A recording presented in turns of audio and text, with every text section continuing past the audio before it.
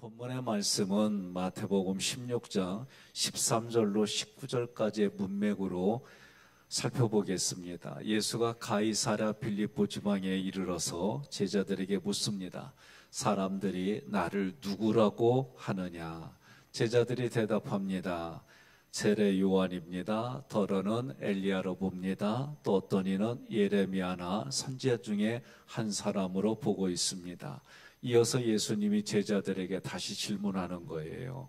너희들은 나를 누구라 하느냐? 그때 베드로가 말하기를 주는 그리스도시요 살아계신 하나님의 아들이십니다. 이게 베드로의 고백이에요. 그런데 예수님이 고백을 한 베드로에게 이렇게 말합니다. 지금 너가 그렇게 대답할 수 있었던 것은 하나님께서 너에게 하나님 자신을 계시하신 것이다, 보여주신 것이다, 알려주신 것이다, 그렇게 말하는 거예요. 저는 제 개인적으로 신앙생활하면서 어떤 사건이든지 간에 어떤 상황이든지 간에 제가 보고 그리고 두 가지의 대답이 가슴에 있어요. 하나는 자동적 중심은 내 중심, 나를 위주로 하는 그 중심의 사고가 그냥 자동적으로 떠올라요. 그것은 신앙적이다, 신앙적이지 않다가 아니에요. 그냥 자동적으로 떠오르는 거는 나 중심의 사고예요. 나 중심의 사고가 때로는 하나님 말씀에 동의할 때도 있지만 그러나 대부분 그 말씀에 동의하는 것보다도 나 중심, 나 유익, 이것이 자동적으로 떠올라요. 두 번째는 그런 생각이 떠오르고 그런 감정이 떠오른 다음에 하나님 중심의 성경 근거로 하나님 중심의 이야기들이 떠올라요. 그리고 그것은 뒤돌아보면 내가 훈련되지 않았더라도 삼일체 하나님이 저에게 주신 생각과 감정이 있기도 하고 그래요. 그러니 이 두 가지가 부대끼입니다. 그러나 시간이 지날수록 하나님 중심의 사고, 성경을 근거로 하는 사고와 감정으로 나 자동적의 사고를 이기게 싸워요. 때로는 이겼어도 그 다음날 무너지기도 하고요. 무너졌다가도 다시 일어나기도 하고 그래요. 그러면 제가 이런 싸움을 할 수 있도록 도와주는 데가 어디냐? 그것은 교회예요, 교회. 우리가 생각할 때 교회는 건물도 있어요. 소송로 174번지에 하기교회가 있어요. 건물이 있어요. 그런데 중요한 건 이 건물보다 더 중요한 건 이 안에 사람들이 중요한 거예요. 여러분 집을 짓습니다. 그럼 집이 중요해요? 집 안에 살 사람이 중요한 거예요? 집에서 안 살아보셨어요? 집에서 살 사람이 중요한 거예요.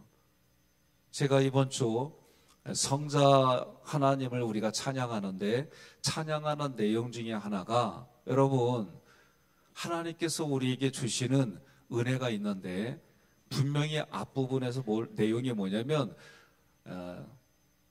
하늘의 것과 땅의 것을 통일시키려 하신다고 그랬어요. 그럼 통일시키는 것은 여러 학자들마다 얘기는 다르지만 하늘의 것은 천상의 교회를 말하고 땅의 것은 지상교회를 말해요. 그러면 천상교회는 예수 믿다가 먼저 하늘나라에 간 사람들이고 지상교회는 여전히 지금 예수를 믿는 사람들로 얘기해요. 이 사람들이 둘 다 예수가 재림주로 오실 때 만나는 거예요. 통일시키는 거예요. 그런데 이 통일시킬 때에 우리 사람만 그러냐? 아니요. 이 피조물들도 하나님의 아들들을 기다린다 그랬어요. 그러면 그 통일시키려고 할 때에 마지막 심판이 중요하냐? 아니요. 하나님이 이런 배열한 모든 것의 마지막은 뭐냐? 하나님이 함께 하신다는 거예요. 이게 목적이에요. 예수님도 뭐라고 그래요? 세상 끝날까지 내가 너와 함께 하리라. 너희와 함께 하리라. 이게 목적이에요. 그러니 살아계실 때도 여러분이 살아계실 때에도 하나님과 동행합니다. 하나님의 임재 가운데 있습니다. 예, 속으로만 아멘하면 제가 못 알아들어요. 예? 또 그러면 그게 뭐예요? 지금 여기가 내가 천국의 삶을 사는 거예요. 예? 온전하진 않아요. 그러나 내가 함께 합니다. 그걸 경험하는 거예요. 여러분, 이 마음을 언제 느끼느냐? 아주 어렸을 때는 어머니의 품에 있을 때, 아무리 폭풍우가 있고 벼락이 쳐도 어린아이는 엄마 품에 새근새근 잠을 잘 자요. 예? 또 사춘기에 이성이 이제 왕성하게 성장하고 그런 나이가 됐을 때에 자기 눈에 끌리는 이성에게 같이 있으면 줄 게 없어요. 안 그래요? 그런데 이게 우리는 보이지 않는 하나님과의 관계 속에서 천국이 하나님의 은혜를 받고 그 주님의 품에 있는 것이 이런 거구나, 우리는 목적으로 경험하는 거예요. 그래서 목적은 뭐냐라고 할 때에 심판이 있고 하나님이 세팅들을 다 구원의 경험을 위해서 구조적으로 배열했다면 이 배열한 것의 마지막이 뭐냐? 주님이 나와 함께 하려고 하는 거구나. 이것을 잊어버리면 안 됩니다. 오늘 우리는 지금 교회는 주는 그리스도시요 살아계신 하나님의 아들로 고백하는 사람들의 모임인데, 그리스도는 구약의 메시아예요. 메시아는 기름 부음을 받은 자다. 그렇다면 무엇 때문에 기름을 부었을까? 구약에 보면 하나님의 특별한 일을 추진하고 진행하는 특별한 종들에게 기름을 부었어요. 그게 선지자고 제사장이고, 그리고 또 뭐예요? 선지자, 제사장, 왕. 그렇죠. 그래서 어떻게 해요? 기름 부음을 받았을 때에 축제가 일어났어요. 선물을 나눠줬어요. 근데 이 역할을 누가 했느냐? 예수가 했다는 거예요. 예수가 하셨어요. 그래서 이 구약에는 이런 역사가 점차 메시아는 전문적인 용어로 바뀌어서 하나님의 백성을 구원해 주시는 이가 메시아이고 그리스도예요. 신약에 와서 유대인들은 이 기대가 어떤 기대였느냐? 다윗과 같은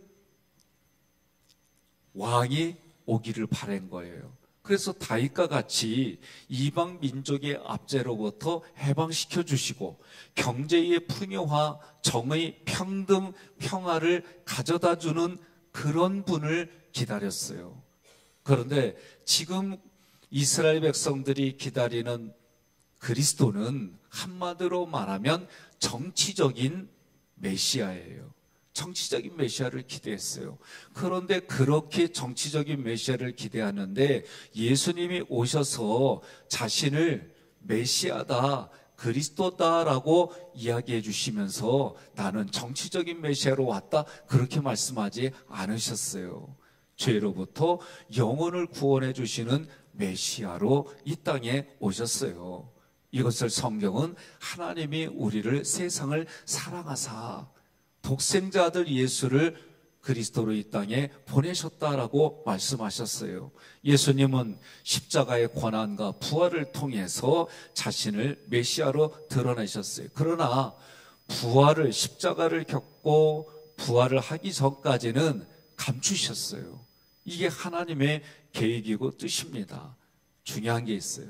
우리는 고난당하는 예수에 대해서 이야기들을 해요. 그러나 성경은 고난당하는 메시아가 아니라 하나님의 능력으로 하늘 보좌에 앉아서 만물의 주님이 되시고 만왕의 왕이 되시는 메시아로 선언하게 하셨어요. 그러니까 우리는 이 과정에 있어서 결론이 뭐냐라고 할 때에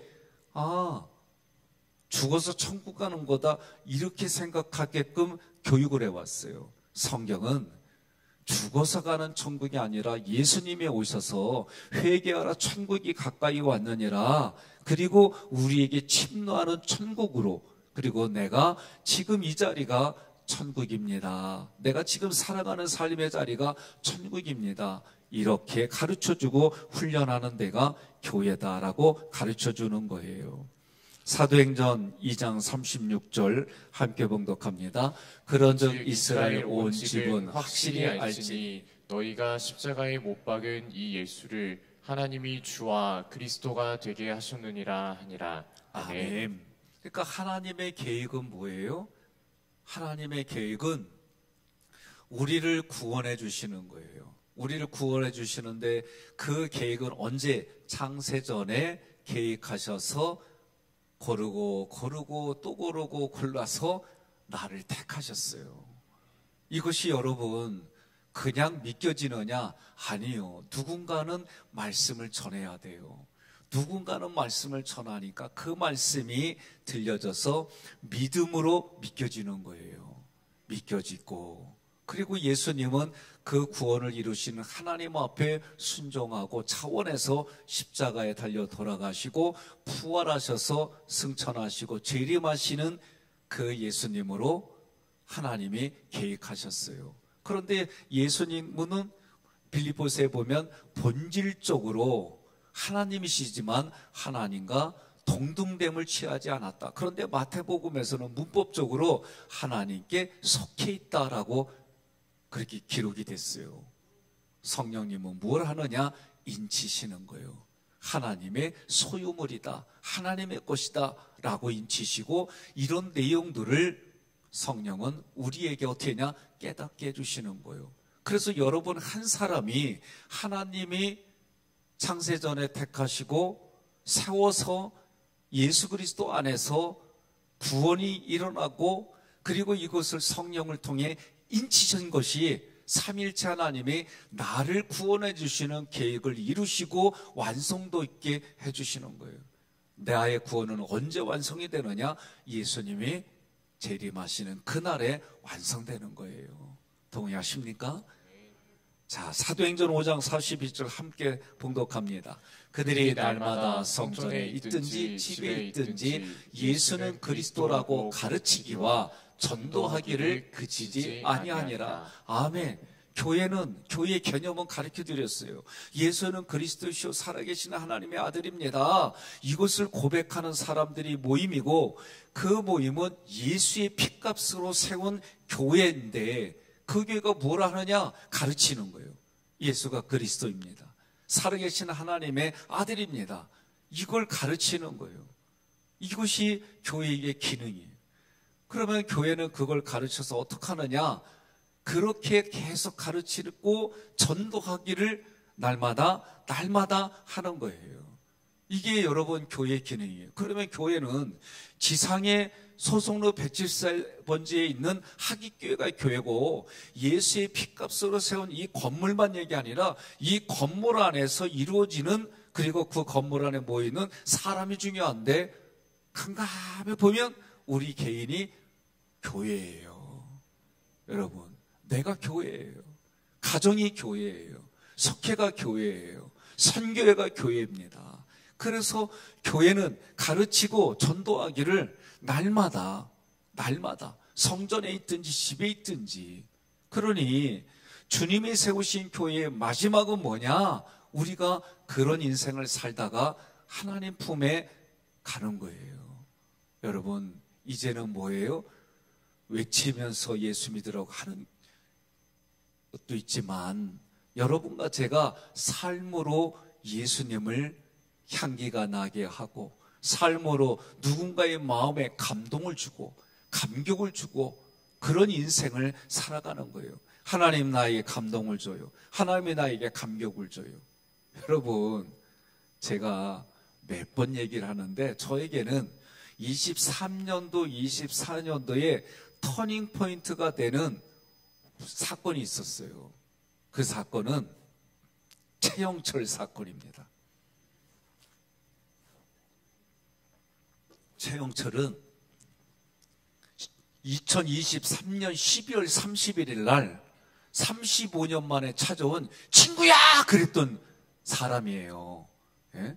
저는 3부 예배 마치고 인사드리고 있는데 갑자기 문을 빼꼼 열고 얼굴은 그 얼굴을 표현을 할 수 있는 거는 제 여지껏 경험 중에는 수십 년 동안 만나고 싶은 사람을 만나는 얼굴이에요, 정말.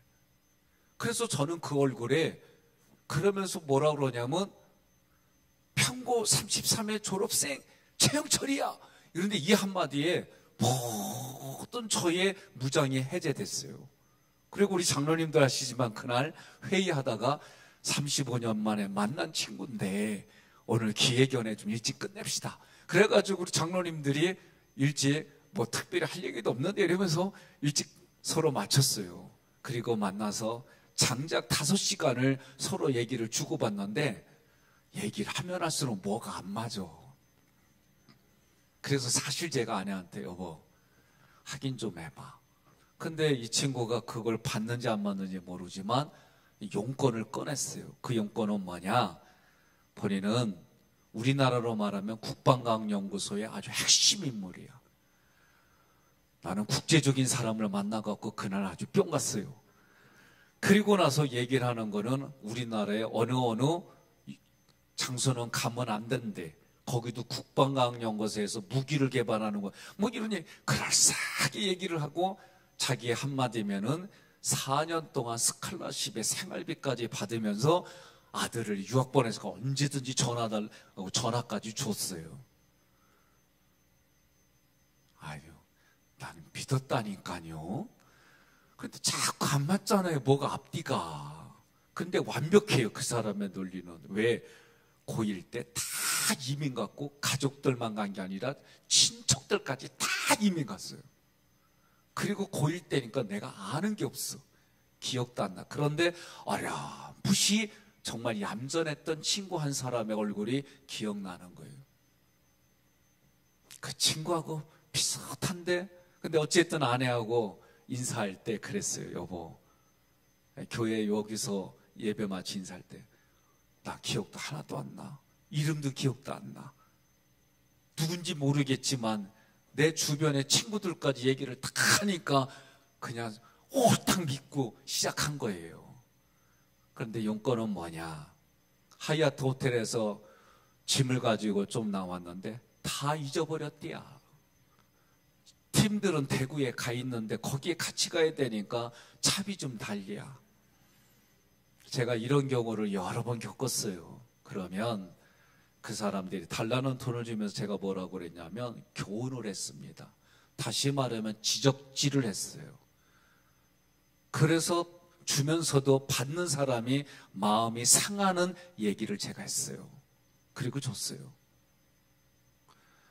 근데 그날은 뻔히 근데 두 가지 마음이 올라왔어요. 하나는 35년에 만나는 내 어렴풋이 만났던 그 얌전했던 친구라면 얼마나 망했으면 잘했을까. 그리고 목을 감싼 곳에 흉터도 보이고 그때서 신발에 허름한 것도 보이고 우리 빼앗겨도 잊어버려도 부인은 미국 어느 대학의 교수이고 자기는 그런데 신발을 저런 거 신나. 그때부터 이제 눈에 들어오기 시작하는 거예요.